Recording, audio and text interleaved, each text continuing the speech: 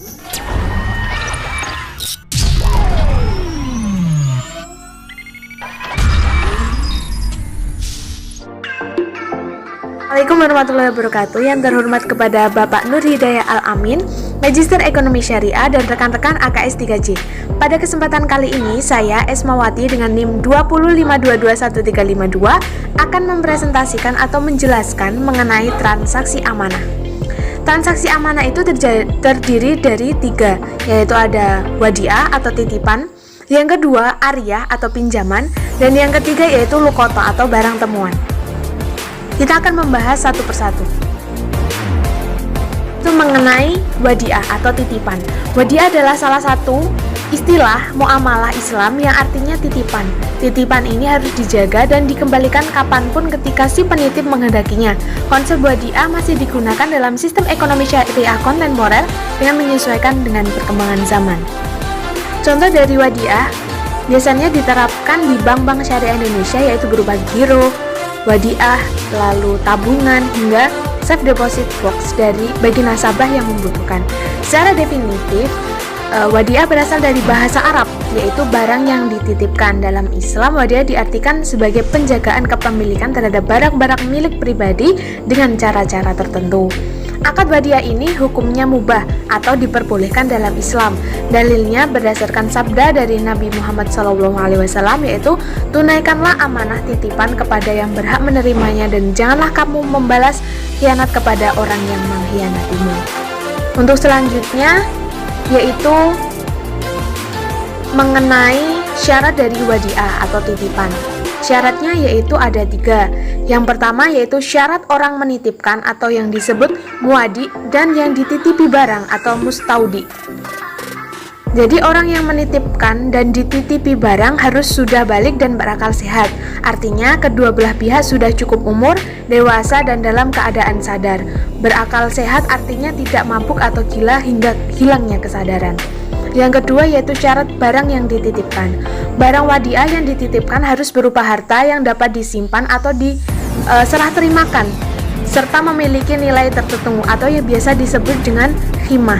Contoh barang wadiah adalah harta benda, uang, barang berharga, dan dokumen penting seperti saham, surat perjanjian, hingga sertifikat. Yang ketiga yaitu syarat sigot atau ijab kabul. Akad wadiah dilakukan dengan ucapan dan perbuatan. Contoh ucapan ijab kabul wadiah adalah saya titipkan barang ini kepadamu, kemudian kabulnya yaitu saya terima titipan ini. Lalu selanjutnya mengenai penerapan wadiah dalam muamalah ekonomi syariah. Konsep wadiah terus digunakan hingga sekarang dalam muamalah ekonomi syariah kontemporer. Aplikasi wadiah diatur dalam Fatwa DSN MUI nomor 36 DSN MUI 10 tahun 2002 tentang sertifikat wadiah Bank Indonesia. Sebelumnya akad wadiah juga diatur dalam Fatwa DSN nomor 1 DSN MUI nomor 4 tahun 2000 berkaitan dengan mudorobah dan wadiah. Perbankan syariah mengenal istilah safe deposit box yang merupakan manifestasi dari wadiah yaitu al-amanah, yaitu barang berharga yang dititipkan untuk disimpankan. Pihak yang menyimpan barang wadiah, dalam hal ini bank syariah, tidak bertanggung jawab atas kerusakan barang tersebut karena usia penyimpanannya, sebab pihak bank hanya menyimpankan barang wadiah dari penitip, bukan menanggung kerugian atas kerusakannya. Yang kedua yaitu mengenai ariyah atau pinjaman atau al-ariyah. Menurut bahasa ialah pinjaman, sedangkan menurut istilah al-ariyah itu terdapat beberapa pendapat, yaitu yang pertama menurut Hanafiyah memilikan manfaat secara cuma-cuma. Yang kedua yaitu dan dalam Malikiyah yaitu memilikan manfaat dalam waktu tertentu dengan tanpa imbalan. Menurut Syarifiyah, kebolehan mengambil manfaat dari seseorang yang membebaskannya apa yang mungkin untuk dimanfaatkannya, serta tetap zat barangnya supaya dapat dikembalikan kepada pemiliknya. Yang terakhir yaitu menurut Hanabilah, yaitu kebolehan memanfaatkan suatu barang atau zat tanpa imbalan dari peminjam atau yang lainnya. Next yaitu mengenai rukun dari ariyah atau pinjaman. Bersumber dari yang menyebutkan dalam buku Syiah, yaitu Khosyiyah, yang berjudul Fikih Muamalah perbandingan bahwa rukun dari al-ariyah itu ada 5 sebagai berikut. Yang pertama yaitu pinjaman al-ijarah, merupakan bentuk transaksi pinjam meminjam atau ungkapan pembelian pinjaman. Yang kedua yaitu orang yang meminjamkan atau al-mu'ir. Dan yang ketiga yaitu pinjaman atau al-muta'ir. Yang keempat yaitu barang yang dipinjamkan atau al-mu'ar. Yang terakhir yaitu yang kelima sigot atau ijab kabul, serah terima. Lalu selanjutnya mengenai syarat dari al-ariyah. Syarat dari al-ariyah itu terbagi menjadi 3. Yang pertama yaitu bagi orang yang meminjamkan, yaitu ada ahli atau berhak berbuat kebaikan sehendaknya anak kecil dan orang dipaksa tidak sah meminjamkan. Yang kedua yaitu manfaat barang yang dipinjamkan dimiliki oleh yang meminjamkan. Yang kedua yaitu dilihat dari sudut pandang bagi peminjam. Hendaknya seorang yang ahli atau berhak menerima kebaikan, anak kecil atau orang gila tidak sah meminjam sesuatu karena ia tidak ahli atau tidak berhak menerima kebaikan tersebut. Yang ketiga yaitu bagi yang meminjamkan. Itu ada 2, yaitu barang yang benar-benar ada manfaatnya. Terus yang kedua yaitu sewaktu diambil manfaatnya, zatnya tetap atau tidak rusak. Oleh karena itu, makanan dengan sifat makanan untuk dimakan tidak sah untuk dipinjamkan. Jadi makanan itu tidak bisa untuk dipinjamkan.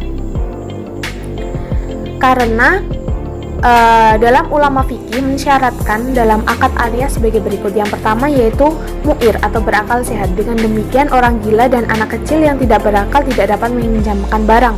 Yang kedua yaitu pemegangan barang oleh peminjam. Al-ariyah adalah transaksi dalam bentuk kebaikan. Yang dianggap sah memegang barang adalah peminjam, seperti halnya dalam hibah. Yang ketiga yaitu barang atau musta'ar, dapat dimanfaatkan tanpa merusak zatnya. Jika musta'ar tidak dapat dimanfaatkan, maka akad tidak sah. Para ulama telah menetapkan bahwa al-ariyah diperbolehkan terhadap setiap barang yang dapat diambil manfaatnya tanpa merusak zat tersebut. Ketiga, saya akan menjelaskan mengenai luqatah atau barang temuan. Luqatah adalah menemukan barang yang hilang dari pemiliknya, baik hilang karena lupa maupun jatuh di jalan. Apabila seseorang menemukan barang di suatu tempat yang sepi atau di jalan, seseorang tersebut boleh mengambilnya atau membiarkannya, dan tetapi akan lebih baik mengambilnya daripada membiarkannya. Jika ia mempercayai dirinya bisa menjaga barang tersebut dan dapat menepati kewajiban terhadap barang yang hilang, maka barang tersebut bisa menjadi hak miliknya. Di sini selanjutnya saya akan menjelaskan mengenai jenis-jenis dari luqatah atau barang temuan. Yang pertama yaitu barang yang dapat tahan lama, untuk hukumnya seperti yang sudah disebutkan di atas tadi. Yang kedua yaitu barang yang tidak tetap utuh atau tidak tahan lama. Jika disimpan seperti makanan. Mengenai barang ini, bagi yang mengambilnya boleh memilih satu di antara 2 pilihan. Yang pertama, siap memakan barang tersebut dan bersedia untuk menggantinya atau membayar harganya. Dan yang kedua yaitu menjual barang tersebut dan menyimpan uangnya.